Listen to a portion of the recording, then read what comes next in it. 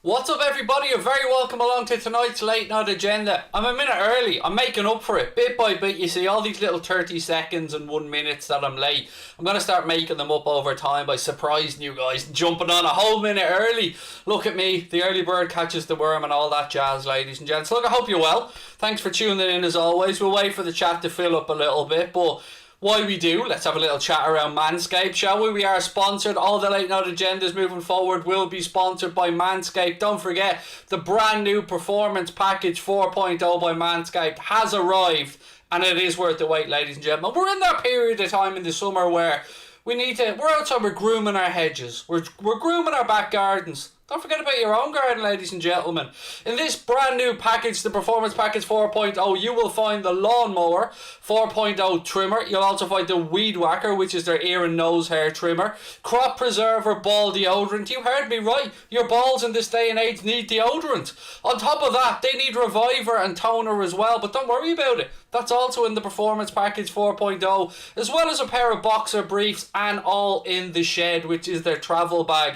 Their 4th generation trimmer features a cutting edge ceramic blade and produces up to 7,000 RPM. And I'm always going to do that, forever going to do that, because I feel like my inner Tim the Toolman Taylor needs to come out. Now, here's the important part. How can you get yourselves a nice shiny discount off manscaped.com? By using our code WFM20. There is a link in the description as well, and you'll probably hear me talking a little bit later on in the stream about it as well. But again, massive shout out to the folks at manscaped.com, and don't forget, if you're a little bit grizzly down there and you want to look after yourself, Performance Package 4.0. Right, ladies and gents, how are we? I think I want Manscaped, said Chanzo the man. I'm not joking, mate. I was somebody that used to make do with, let's just call them inferior razors. And by that I mean handheld razors down there. Oh yeah, there's been some accidents. But when I got the Performance Package 3.0, the older one, I started using it. Then my wife decided she needed to use it and robbed it. But we got the 4.0, and I have to say, mwah, it even has a little LED light that helps you groom down there if you're in the dark and you want to be, extra careful. But look, loads to go through tonight, ladies and gentlemen. As always, lots to talk about. You're going to ask me who are we signing. I'm going to tell you I don't know, and we'll move on and we'll carry on from this as well. But there is a little bit of stuff to chat about. Camavinga we'll talk about. We'll talk about Jonathan David as well, a name that hasn't been mentioned in a while. I see Ella is in the chat. Ella, always lovely to see you in. You're finished work for 11 days. You're playing the Cup semi-final in Camogie next week, and you'll be watching Bohemians playing tomorrow. You love to see it, Ella. Well played. And best of luck to Bose as well, even though, I am a Shelbourne man deep down. Fair play though, Ella. And I hope you do well in the Camogie semi-finals. It is semis, wasn't it? Yes, always lovely to hear from you. Philip Hunt, first one in with a super chat of the night. My man, how are you? Said Craig, with the European teams being weaker than usual, should LFC focus on the Champions League to prevent another all-English final like this year? I'm worried. Oh, God, that's a deep one to start with there, Philip, my old man. So, right, let's talk about the Champions League then for a minute.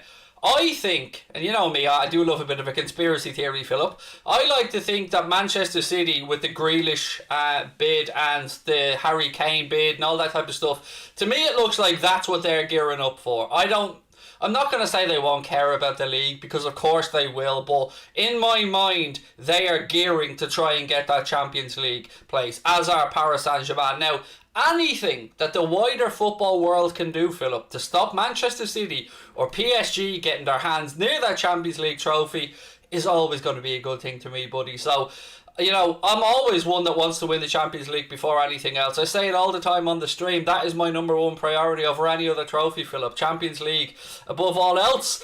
Loving the backgrounds in the streams lately, said Avnish, excuse me. Again, nothing to do with me, buddy. Connor Crosby deserves all the credit on these things. Drawdy did help us with the other studio, but this beauty that we're using now, this shows you how far Connor has come as a designer. This is all Connor, and I'm so proud of the guy because he always does amazing work.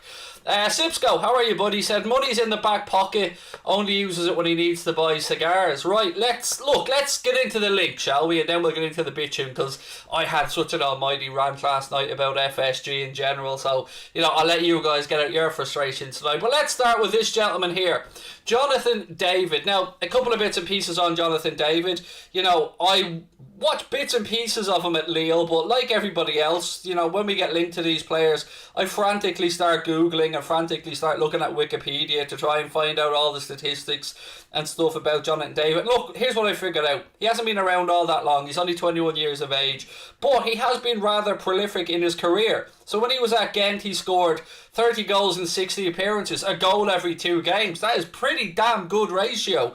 And don't get excited when I said ratio there, ladies and gentlemen, because I know a lot of you guys just love to go onto Twitter and just go ratio or dot. I do like the dot one, I have to admit. The dot one's rather good. Anyway, so he moved on to Lille there, the championship winning Lille team, where he scored 13 goals in 37 appearances. Canadian international, which I have to admit I genuinely did not know about. Even though he was born in America, he is a Canadian international. And again, fits the profile of what Liverpool, or what you would expect Liverpool to be looking at. Now, I won't lie. From what I've seen, and it is just what I've seen, and others will disagree with me hugely on this one, for me, I think we can do better. And, you know, it comes out of TSN Sport, which I believe, if my memory is correct, is Toronto Sports Network. So a Canadian-based outlet here. And, you know, of course, they're going to be wanting to big up Jonathan David. Of course, they're going to be wanting to be proud of their fellow Canadian. But, you know, I can't dismiss the link because it's been around for a while, and Jonathan David is a name that, you know, a couple of you guys have mentioned to me in the chat recently, and a name like many others who had been kind of come and gone with regards to links to Liverpool. But I don't know on this one. What do you think, ladies and gentlemen? Jonathan David, would it excite you? Because I've got to say, it doesn't put lead in my pencil at the thoughts of Liverpool going and signing him. But, you know, I'll get on to the worrisome part later on around the rest of the stream, not around this particular gentleman. But what I will say is, and again, this was confirmed by James Pearce, I believe. I was going to say of the Echo. I'm so used to saying that, even though I know damn well he's worked with the Athletic now. And that Liverpool need to sell Divock Origi and Shaqiri before we can bring anybody in. That is looking like that is the task for the rest of the window.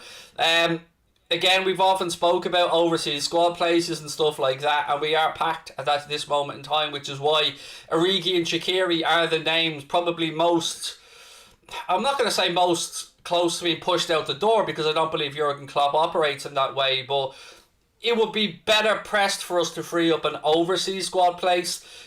So that's why those two names are being linked. So for me, look, you could make an argument to maybe send Divock in the opposite direction. I don't know if that would work for Lille. Maybe it would, maybe it wouldn't, I don't know. But I just want to get your opinion on it before we move on to the next subject. Striker and midfielder, we're not asking them to pay 50 odd million for them, said Sipsco. Mate, I'm with you. I think you get good value between 30 and 40 million in both positions. Very good value. David doesn't like Liverpool. Well, that's... I don't know the lad personally, buddy, so I can't say whether you're true or untrue. We just need a goal scorer, said Julix. You'll have a walk along 1, 2, 3. On that, though, see, I suppose that's multi-layered. What you're saying there is, yes, we could do with people pitching in with goals from other areas of the pitch. I won't argue with you on that one. Not that I never want to argue with anybody on here, but we're not going to go and sign, in my opinion, and I've said this all along, a striker. What we would class as a striker, a Haaland, a Kane. That doesn't look like it's going to be in our near future. The talk is of a wide, versatile forward and a midfielder. Now, on Jonathan David, what links into this and got me a little bit surprised today was some talk that maybe Harvey Elliott could go out on loan. Now, I don't know about you guys, but I'm at a point now where no matter what else happens between now and the end of the window, we don't start loaning out Harvey Elliott again. We don't start getting rid of players that can do jobs for us, because I really believe Harvey Elliott can do a job for us this season. So I think it was said a decision will be made on that over the next week or so. I can't even believe that there's a decision to make, to be honest with you. What I've seen of him in pre-season, he's massively impressed me. And if you're not signing anyone, which is the line that's been put out there, even though I think we will, and you're loaning out Harvey Elliott, and that's before I even get into talking about the fact that Tsimikas has been linked with a move away again. It's just starting to go a bit haywire, and I know that the club don't like to comment on these things and they don't like to talk about transfer speculation, but we know that they brief certain things, and it would be, I think, would be rather appreciated by our fan base if even a little bit of good news came out, just something. I know Trent signed on a new contract was great and all, but you know, he wasn't going anywhere anyway, was he, Trent? And yes, he deserves to be rewarded, but you know, from what I'm reading around the Henderson stuff, that's getting a bit more worrying as well. So let's see what you guys have to say anyway. Addison said, I think Harvey will stay. Why do Robertson and Trent cross the ball when we have no striker?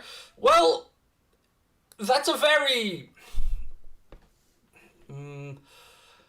It's not quite as simple as saying they cross the ball. It's when and how they cross the ball. So, for instance, what we are best at doing is crossing early doors. So, Trent loves to whip it in right-hand side from rather deep-lying positions. Now, where I agree with you is when we get to, let's say, the side of the 18-yard box, I don't understand why at times we whip balls in towards the 6-yard box thinking that prime Peter Crouch is going to be in there. Sometimes you're doing it for the second ball and to see if you can, you know, win that second ball, but I would like at times to see us mix it up between those deeper crosses that Trent and Robbo are so good at and getting to the byline and looking for a third man run and pulling it back to the edge of the box. So I don't think it's as simple as what you're saying, but obviously whatever those boys have been doing is working because their numbers and their assists are crazy. But again, anything I say, please don't take it like I'm trying to undermine whatever your opinion is. I'm just trying to play devil's advocate and have a conversation back and forth. Craigo, news on Lautaro Martinez. I love the Craigo stuff. More of that, please. More Craigo. I feel like we could work on this one. So look, Lautaro Martinez, there are links of him to Liverpool. There are links of him to the Premier League. There have been links of him previously to Spain. But what's interesting around this is Chelsea need a striker. Now, they've made no secret of the fact that Haaland is the preferred striker, but there's more and more stuff coming up again today to suggest that they're trying to woo Lukaku back to Stamford Bridge. Now, from what I've read, and look, I don't really keep up to date on Chelsea transfers, it's not really my business, but what I've read today suggested that he doesn't want to be anybody's number two. Do you know what I mean? You either want him or you don't. So I think if somebody, and it's a big if, is going to leave the Inter Milan forward line, Lautaro Martinez is probably somebody that they would consider selling for the right price, albeit you're not going to like where I go with the answer. They have been linked with looking with Vlahovic from Fiorentina, who of course I know a lot of you guys would love Liverpool to sign, and is somebody that has been linked with Liverpool from numerous outlets. So bit of a long one there, I know, but all these things are often interlinked.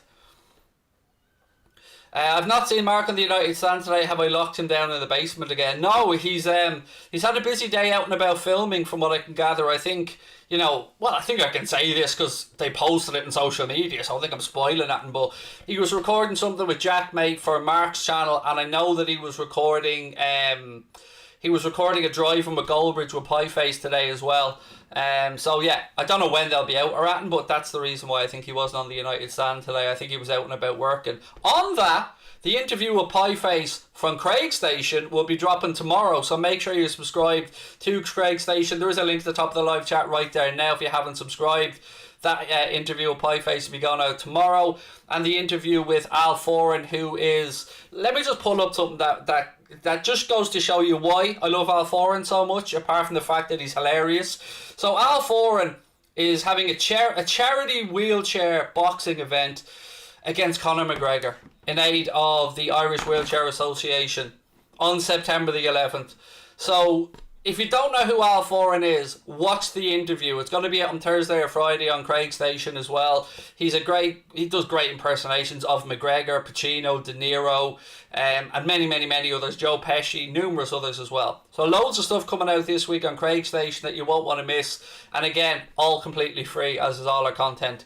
Right. Akone made Jonathan David look good at Lille, said Vernon the Coker. And look, Vernon, I've got to admit, mate, I haven't been blown away or overly impressed at what I've seen about Jonathan David either. But I would be lying if I said to you guys that there hasn't been a steady flow of links over the last 6 months towards Jonathan David, albeit sporadic at times, and when they come out, they seem to come in bunches. Sorry to hear about everything on Twitter. Hope you're doing better now. Yeah, look, I'm not wired for social media, really. I am such a moody up and down, and I had a really down start to the day today, and it all got a bit shitty, and I post when I shouldn't post, and I say things I shouldn't say, and I'm just a dickhead really on social media at times. And yeah, thanks though, mate. I appreciate your kind words, but yeah, sometimes I just get a bit sorry for myself. I won't lie to you. I'm like everybody else, I suppose. Right, let's move on. Pieface equals Lev Yashik incarnate. Yeah, I love it. I love the way he wore the cap, and we talk about that actually in the interview, so do check that out. Right, let's move on to the next bit of gossip, which is around this gentleman here, Camavinga. I can already see a bit of people getting excited. I can sit back home. I'm not even going to try and sing along tonight, by the way, because the wife's upstairs and it's too much of a shouting match upstairs to sing tonight, so there'll be no sing along. But on Camavinga, so here's the situation. We know that every top club in Europe is interested in this guy. He's got 1 year left to go on his contract. United have been tracking him. PSG have been tracking him. Real Madrid have been tracking him. From what I've read, and I think it might have been Fabrizio Romano a few days ago who said this. If it wasn't, I apologise. But somebody definitely said his preference long term is Spain. But he's in no rush because he's in a win-win position right now, isn't he? Still only, 18, 19 years of age. An undoubted talent. Didier Deschamps singing the guy's praises. A future French superstar. And I suppose the thing is, will they want to sell him this summer and make some money, or will they be willing or content to lose him next summer? And, you know, this is where we all come in with the old, don't mention the words next summer to me, Craig, because I'm sick to death of hearing them. And look, I don't think we are going to sign Camavinga. I actually thought he would end up at PSG, but having read that his preference could be Spain, you know, let's wait and see on that one. But basically the gist of it is he's in no hurry to move. He knows he's got 1 year left and he's willing to wait it out and see what comes up next summer. Now, if we're going to wait for next summer, I know he'd be technically a free, but yeah, still, he's not a triple chew, is he? You know, he's no Hey Jude. Na na na na na na na na na na na. Yes, we got one. I don't know if you heard that, but we actually got a W there from the missus. He'll probably go to United, said Knucking Foots. I'd like to have changed your name there, fella. He'd be a great fit for United, though, said Pornish. Look, any club in Europe will be lucky to have him because he's a top quality player and has a bright future ahead of him. And there is a lot of good young midfielders around. There's himself, there's Gravenberch, there's Pedri. I know Barella is a little bit older than him, but you know there's no shortage of really good midfielders floating around now coming through. So again, I think there's going to be a lot of action around this guy next summer.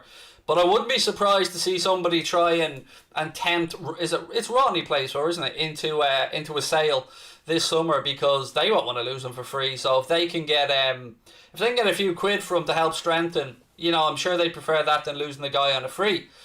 Craig, do you think Bowen is an option? Love the content. Thank you, Liv. Really, really kind of you. So, we did put up the chat today on Anfield Agenda where I spoke to Corey from the West Ham Way and we discussed Jarrod Bowen. Now, Corey doesn't think that he will leave West Ham.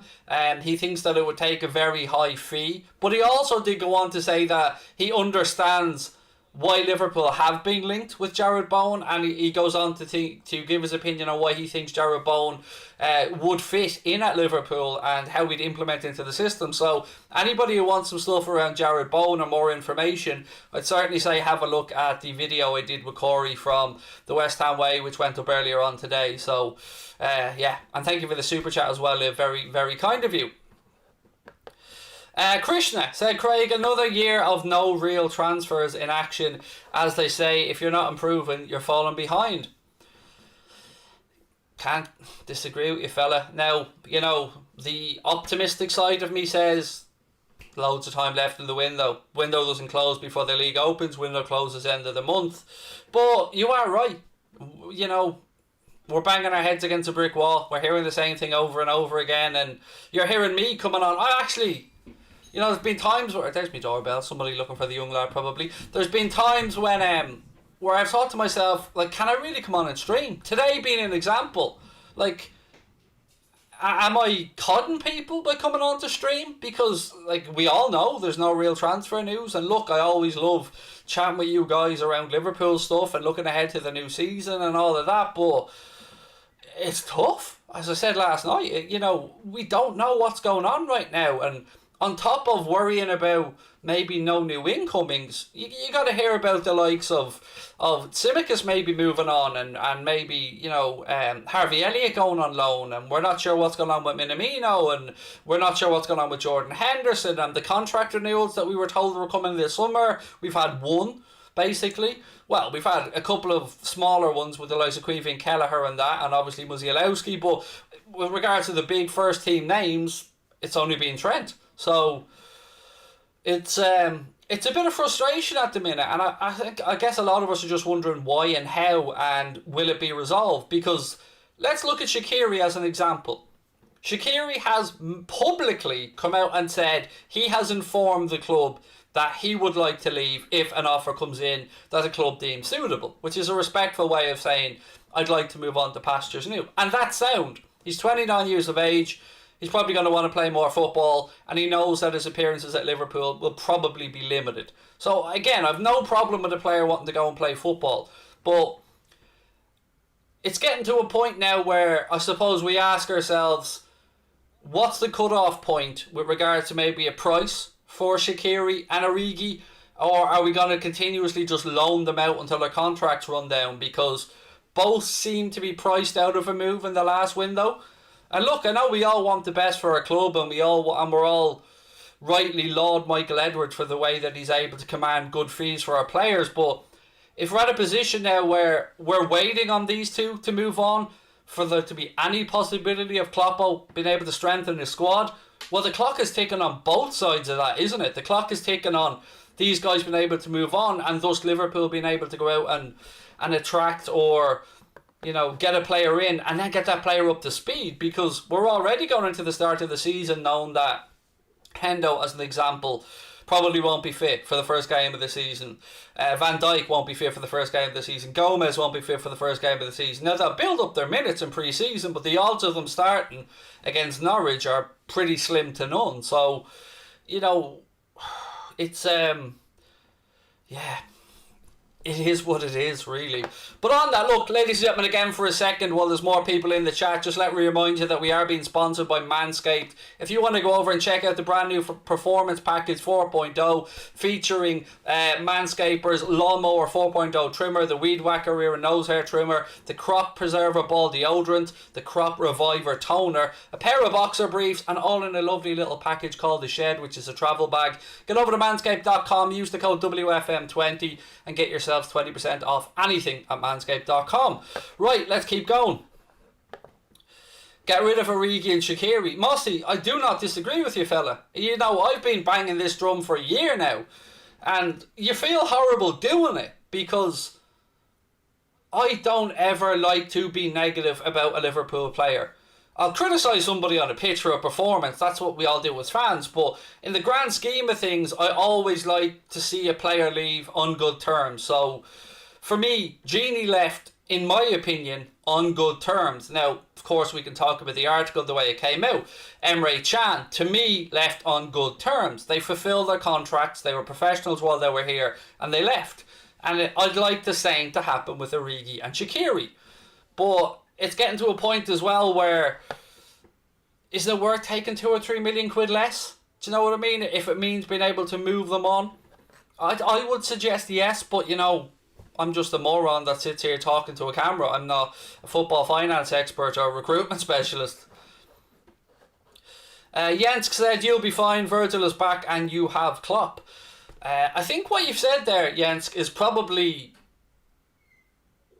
the one ace up their sleeve that FSG do have, mate, is that we do have Klopp, and they know that while we have Klopp, even with the bare minimum, we will probably get them to the point where they're getting back into the Champions League and getting that TV money and stuff that comes along with it. But let's be quite frank about this. We want more than that. The club deserves more than that. The manager deserves more than that. This group of players, while some of them are getting on in age, deserve more than that from the owners.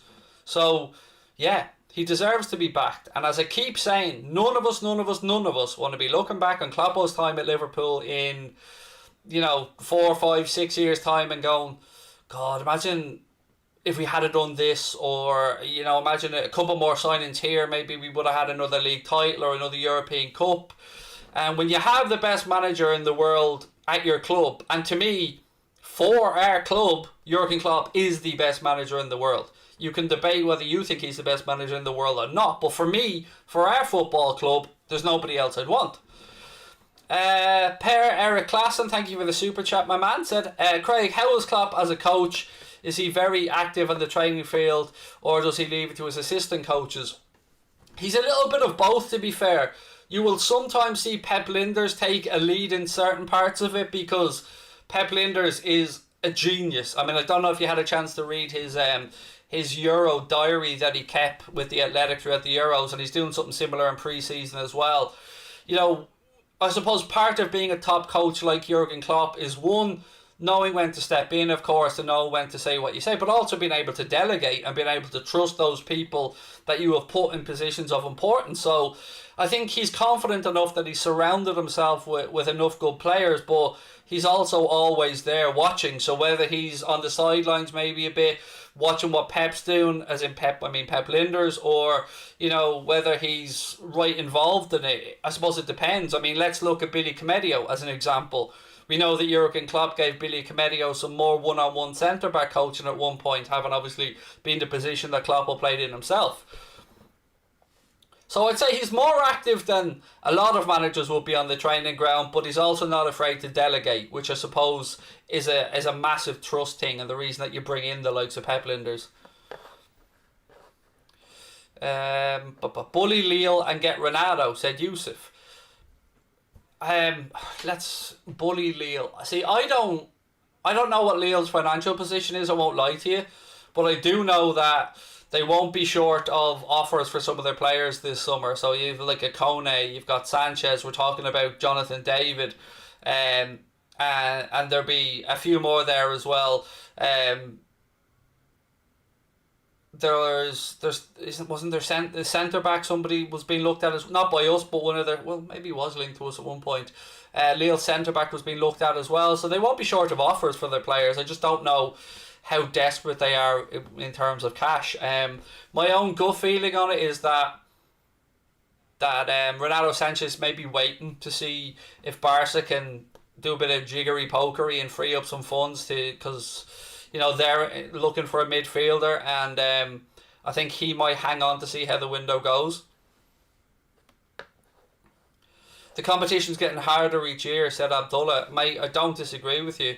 But let's get back. We spoke about this gentleman yesterday, and I wanted to just get back to talk about him today, because I still think that whoever gets this kid, whether it be that he stays at Real, whether it be that Arsenal pull it out of the bag, or whether it be Liverpool or whatever, I really believe that this kid is a special footballer. And, remember how hard we tried to get him when he was 16 and he chose to go to Real Madrid, excuse me, to play with their B side initially, and then he was sent out on loan, spent time at Sociedad and so on, went to Arsenal. But we were linked with him again in a Spanish publication yesterday, and it's weird, like very rarely in a window will I see a load of names we've been linked with, and at least I would say 70% of them I've gone, yeah, I'd have no problem with that. Now there were some I think we could do better on, but I really do like this kid, and part of me hopes that we are trying to pull something here. Now look, there's the obvious part of how good is our relationship right now with Real Madrid, obviously over the whole Super League stuff, and that's probably a different conversation altogether. But as a footballer, I could see this guy in our system. Sven Botman was the guy I was thinking of, Jacob, not David Botman. It's Sven Botman. But yes, that was the guy I was thinking of, mate. Craig, are you a fan of Naby? Yes, hugely. Love Naby Keita. But every summer, like everybody else, I'm part of the, oh, look at Naby in pre-season. He's looking amazing. What if he can do this throughout the season? We might need to sign anyone. Naby could do it all. And then... So I'm like you and probably everybody else. I am hoping that Naby stays fit throughout pre-season. I'm hoping that he starts off fast in the Premier League. And I'm hoping that we finally get to see the guy that we believed we were signing. Because look, we're all frustrated with his injury record. But there's very few people, I think, that would doubt the capabilities of the lad if he is on song and he is fit. Because you can see that he's a very gifted footballer. I disagree on Odegaard. I don't know if he's all that, said Jasper. That's alright, mate. We don't always have to agree on things. That's why we have conversations and discussions. Which of the players linked with us would you say we need most? Good question. See, if Harvey was to stay, I'd probably be a little bit different in that I think if we were to bring in an attacking midfielder, we could nearly get away with it. So let's say a Houssam Aouar type of player. We could probably nearly get away with that doing the two jobs if Oxlade-Chamberlain could stay fit. But there's a lot of ifs here. But for me, I was very disturbed when I read that there's a possibility of Harvey Elliott going out on loan because I don't get it. To me, he looks ready. What happened to the Doku links, said Jake Cordina. Next summer, by the looks of it, mate, it looks like they want one more year with the player. He wants one more year. And then the possibility of him moving next summer. Again, this isn't just from our side with the whole next summer stuff. It seems to be a bit from their side as well. Yusuf said Odegaard is crap. Don't want him anywhere near Liverpool. Now, while I always respect other people's opinions, and I will try to be polite and courteous, to say he's crap, I think, is very harsh. I mean, you ask Jurgen Klopp or Arteta or managers who he's worked with if he's crap. And I don't think any of them will reply to you, yes, he's crap. If you want to talk about crap footballers, I'm crap. You're probably crap. Most of the people watching are probably crap. But Odegaard certainly ain't crap. Now, whether he doesn't think he fits in a Liverpool or not, sound, but a bit harsh to call him crap. Goretzka over Sanchez for me. We're not going to sign Leon Goretzka. Do you remember when we were linked with Goretzka when he was leaving Schalke before he went to Bayern Munich? Again, I think it was Melissa Reddy spoke about the really high amount of wages he wanted to come to England. I believe it was over 400 grand a week, if my memory's right at the time. Now, I don't know what he earns at Bayern Munich off the top of my head, but I absolutely remember unequivocally that there was an article suggesting that he would have been our highest paid player if he came to the club. And that was, I don't know when he signed for Bayern, 2-3 years ago, maybe more, I don't know, but so yeah, I'd say you could absolutely rule out Leon Goretzka coming to Liverpool. And the only club I'd seen realistically linked with him recently was United. And maybe United fans could let you know how realistic that was. Joe said that I missed the stuff on Camavinga. There's not really too much stuff, mate, other than he's prepared to play the waiting game to run his contract down. And there's no shortage of clubs that would like to sign the guy. Now, I suppose the big question there is, what does his club want to do? They're not going to want to lose him on a free, so they will weigh up what they could potentially get from this year against what they could potentially do if they were to qualify for European place with him and how important he would be. Now, look, how you quantify that, I don't know, but he's not going to be short of offers. United are linked with him, PSG are linked with him, we've been linked with him, Real Madrid have been linked with him, and look, you could probably name any top club in Europe. Let me just talk about Tsimikas again for a second. Now look, don't mind the underneath here where it says Sport Witness. I'm just pulling up an older picture that we did from a few days ago on Tsimikas, because yet again there have been stories linking him with a move to Napoli, and I don't get it, because we've seen him in pre-season. He looks like he's getting there to me. He's improving all the time. And if Nico Williams move on, well, we know that we've Connor Bradley coming through, and we've heard that Joe Gomez could fill in there, which to me is already a bit of a gamble. So I can't even begin to comprehend the idea that we would allow Costa Tsimikas to leave the football club, because one, we're really short on time, and people would know that we're desperate, and we've already had this left back search as backup for Andy Robertson that seemed to go on for an eternity. So I hope there's nothing to this. I hope that Costa Tsimikas is going to be good to go, and we see a bit more of him this year, and Robbo gets a bit of a rest, because he very much needs it, particularly if we want to challenge across all the competitions that we're in.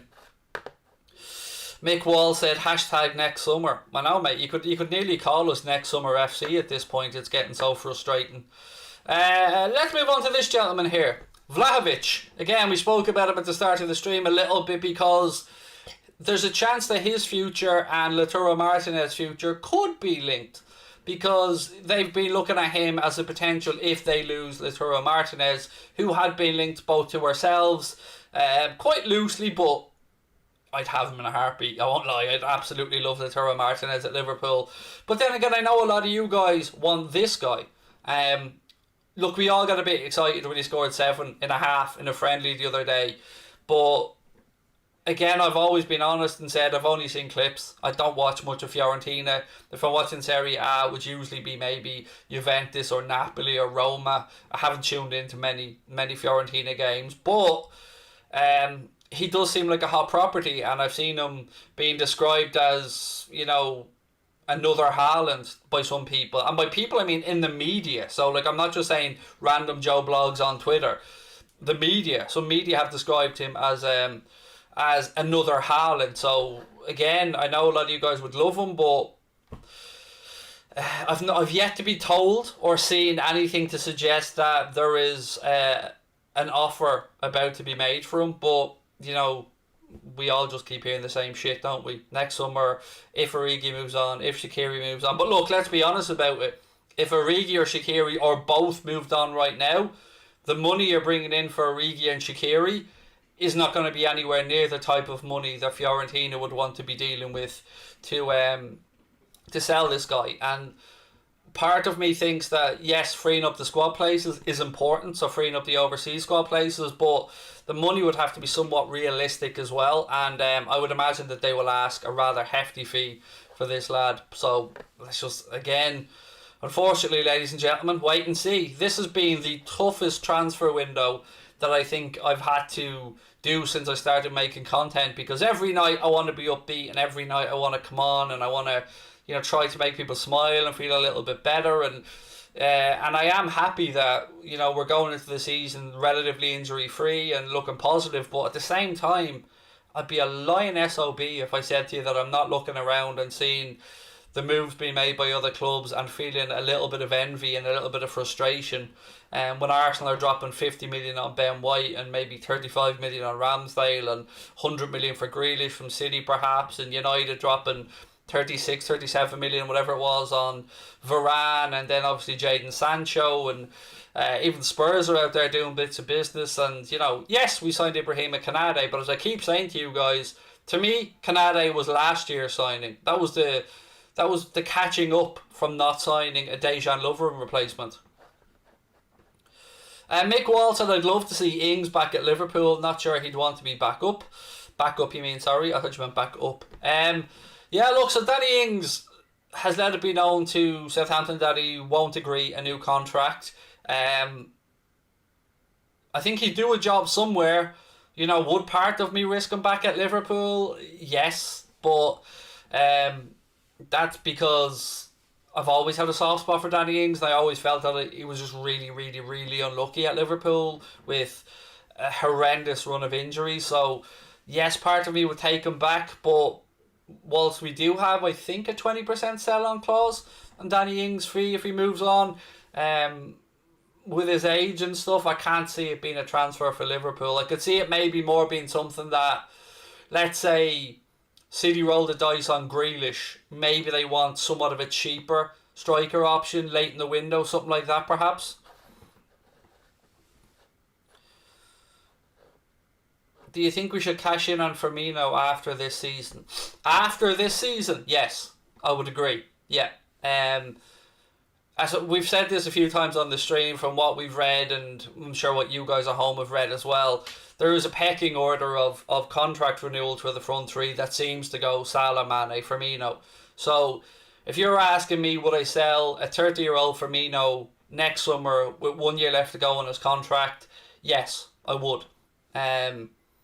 Because we've got to be ruthless in some departments, and I think Mane, and I know people will disagree with me on Mane, by the way. I know that he divides opinion more than Salah, as an example on what I'm about to say.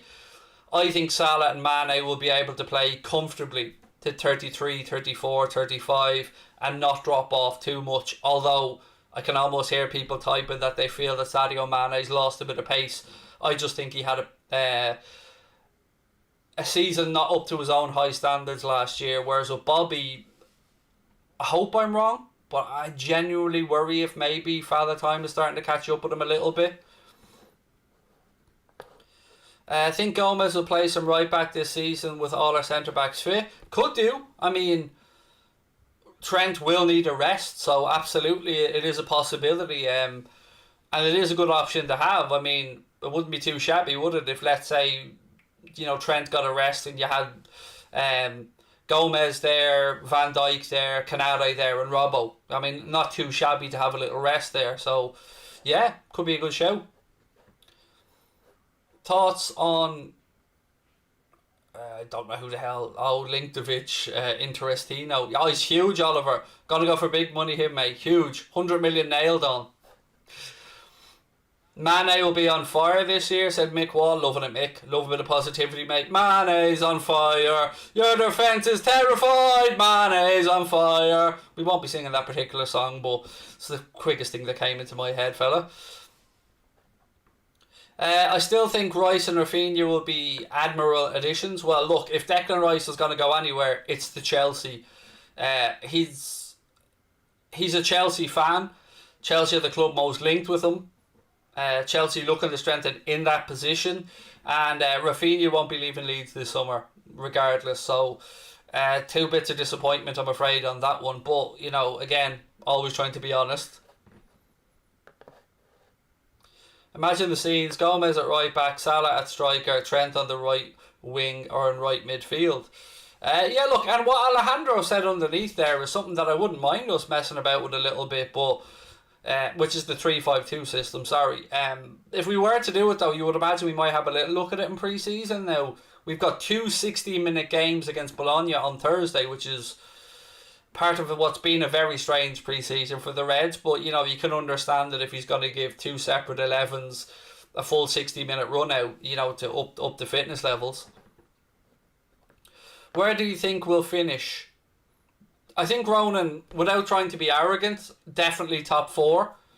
And I hope we're there challenging for the title, but I suppose my optimism on us challenging for the title may somewhat be linked to if we do a bit of business in the window towards the end of it, because as the season goes on, we've got players who are coming off the back of international tournaments, albeit they have had a 3-week holiday, most of them.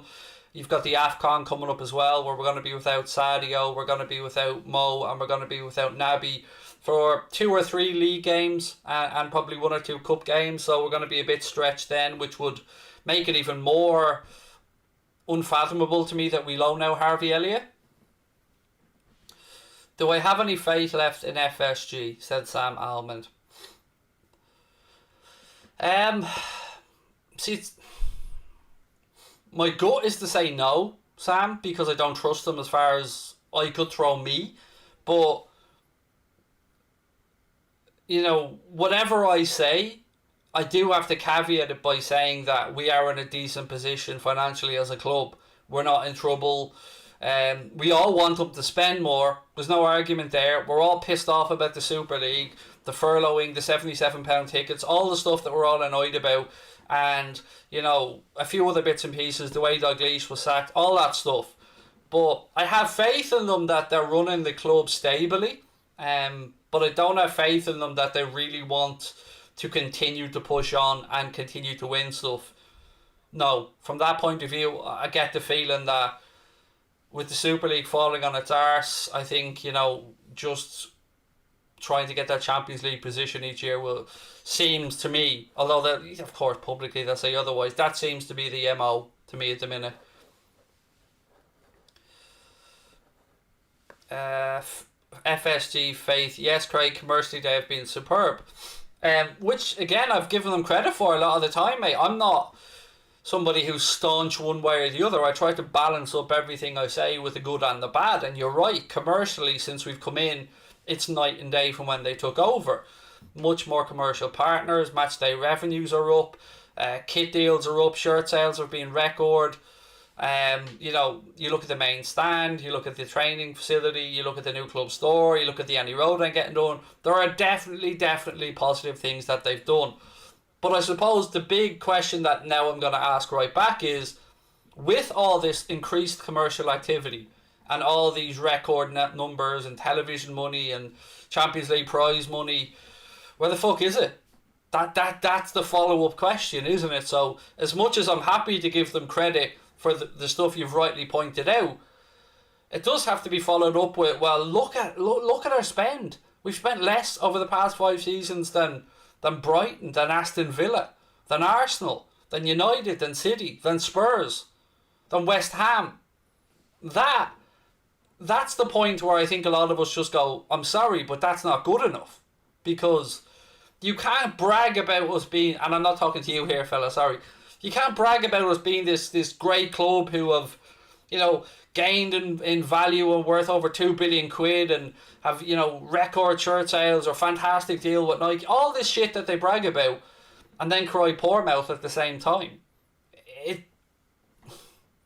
just doesn't make sense. Now, again, I've had the wage thing explained to me and all this, and I very much appreciate that, but that's the overriding feeling, isn't it?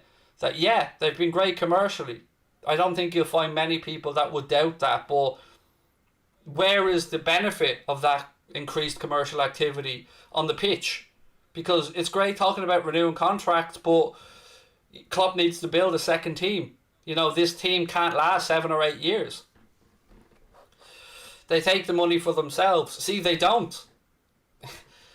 I'd love to be on here and that being the case and being able to say to you, yeah, they're siphoning off money, sure, they're lying in their back pockets, but to my understanding, they're not. Even the loan for the main stand, I think an accountant explained to me before that there was a very small amount of interest on that to cover the cost of inflation over the term of the loan or something. So they actually don't, mate. And the way they will make their money is when they sell up in the long term. Because let's look at it. Bought the club for 260, 265, maybe something like that. Spent a lot of money on it. Like, let's say, main stands, training facility, Annie Road end, other stuff. Let's bring it up. Let's be really generous here and let's go up to, excuse me, 700 million. Let's be really generous and go up to 700 million. They're still going to sell it if they wanted to for probably over 2 billion quid, which is a rather nice chunk of change. Now, I've always been alright with that. I've always been fine about that, their exit being their payday. But at the same time, we want to go out on top. And you would think that they would want to sell it at the top as well, at the very peak of what they can get the value of the club to, which would, again, in my humble opinion, ask the question about, well, why are we not investing? Why are we not backing the best manager we could possibly ask for? And you're starting to see signs of frustration, I think, from the manager, because there was a piece put out the other day that suggested that, Klopp might keep Shaqiri out of spite. Now, I'm not saying that's true or it isn't true, but we can probably all make that leap in our minds to go, well, yeah, look, I can understand why the gaffer's going, nah, fuck you, you're not selling Shaqiri and then telling me I can't have a replacement. So, I don't know if it's true or it's not true, but I can certainly draw a line from one to the other and make it a rational thing in my own head. FSG are backstabbing us all, said AA. Look, I don't...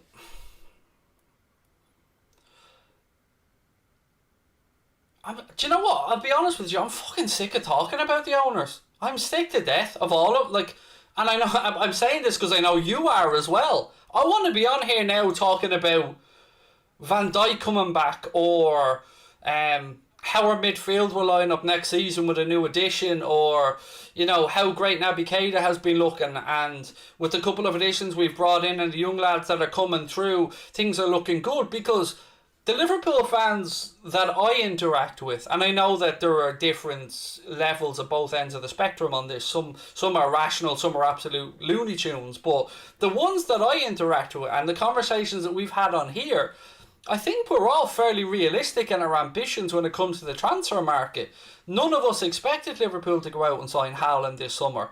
But to tell us that we can't have 40 million quid for Saul or 35 million for Renato Sanchez, and we can't afford, let's say, 23 million for Houssam Aouar, it just doesn't add up to me. It's just bangs of small club mentality when you're walking around with your bollocks out trying to say, look at the size of these big Lee Roadie. Do you know what I mean? It just doesn't add up to me.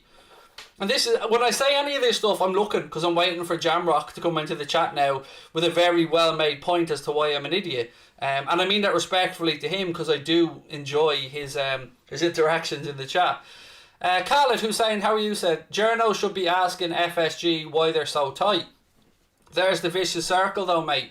As soon as you start asking them questions, well, guess who's not getting access anymore? It's one of the reasons why I've been maybe more vocal than others around certain journalists and media who have their nose up the club's arse, basically. Now, there are, of course, exceptions to all of this, so let me just put something really clear before it gets twisted. I am in no way talking about the Anfield Rap around here, because the Anfield Rap, to me, they're not a fan channel. They are pro media and are doing it at a fantastic level, and I have nothing but admiration for them. In fact, I think they are the gold standard of football fan content. I think they're fantastic. So I'm not talking about that. But we all know that if you want to get the invites, if you want the interview with Klopp, or you want to get access to pre-season, you've got to play the game.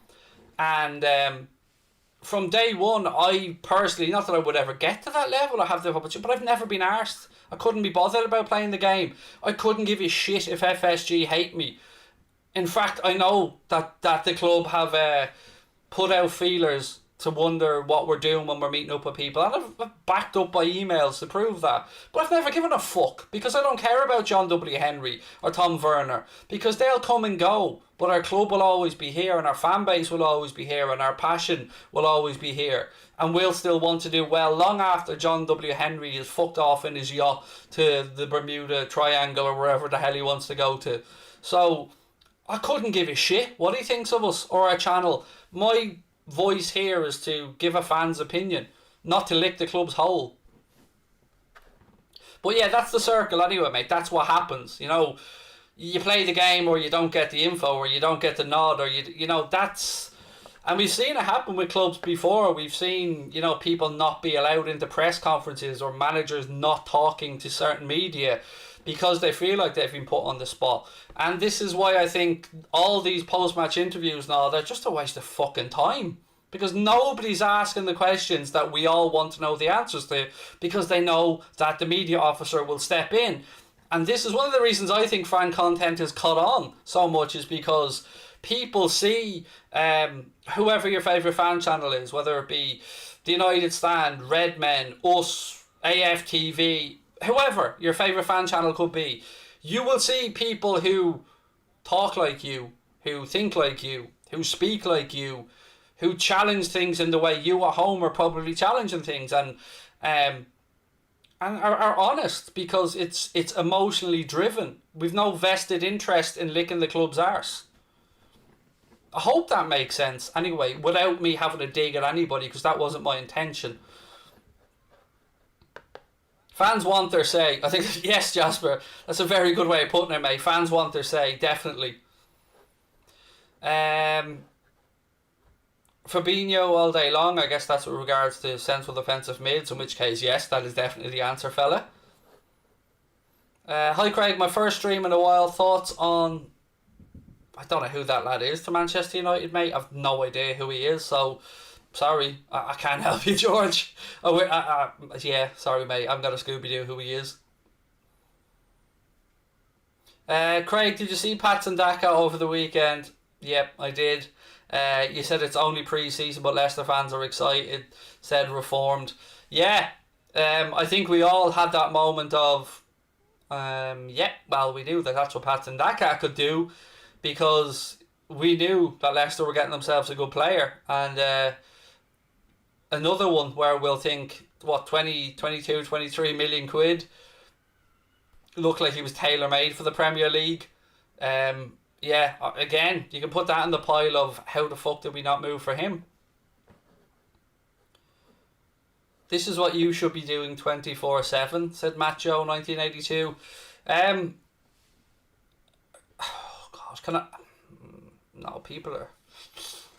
I like to think I can be honest on here with you guys, because, you know, when I talk on Twitter, I either get told to block people or shut up or stop moaning or get off social media. So let me be really honest with you.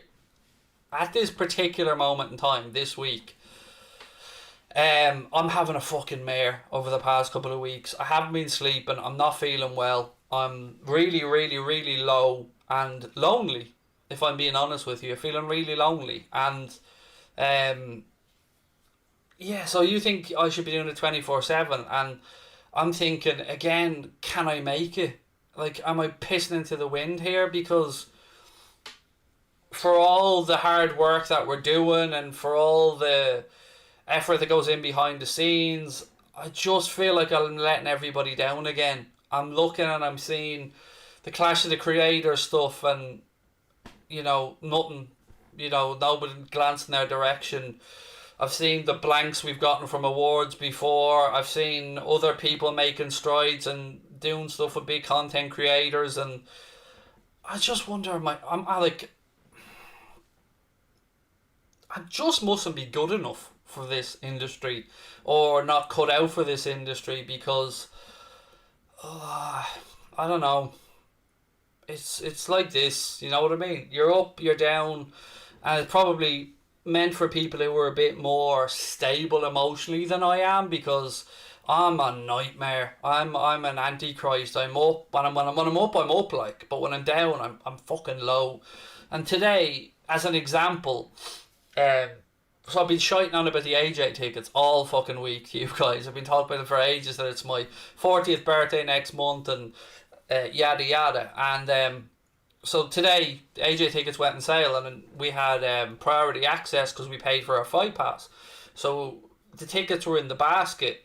And, you know, in a modern day and age, when your bank takes you to a processing page to, you know, process the transaction and then brings you back to the site, StubHub booted us off and we lost the fucking tickets. And then within minutes you look on StubHub and the tickets that were 400 quid are now $1,000. And yeah, so that didn't work out, but that's all right. You know, there was a backup plan, and we're going over to Leeds to watch Katie Taylor fight, which is great. But yeah, look, I'll be honest with you, folks. I'm not doing great. I'm not doing great, so much so that yeah, I thought maybe I might have to go to a clinic or something. I'm just not myself, and it's been a while, and I'm not great.